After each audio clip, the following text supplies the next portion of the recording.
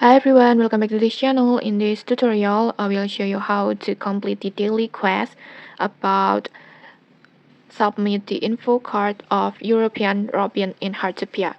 So sometimes you will get the daily quest like this, like submit the info card of European Robin. And to get this info card easily, you can just go to the Billy J's room because you can find this European Robin easily at there. So you don't need to searching at the central square like usual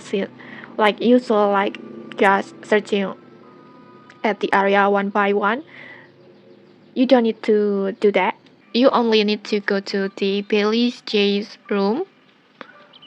This one you will see the European Robin in here, and then next just equip your scanner and then just take a photo like this, and then after that just take a photo like this, and then you will get this info card and then just confirm into by Lychee like this, and then just submit.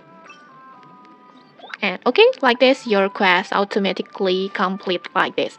Easy, right? And okay, that's it. If you found this helpful, don't forget to like, comment and subscribe for more tutorials. Thanks for watching and see you.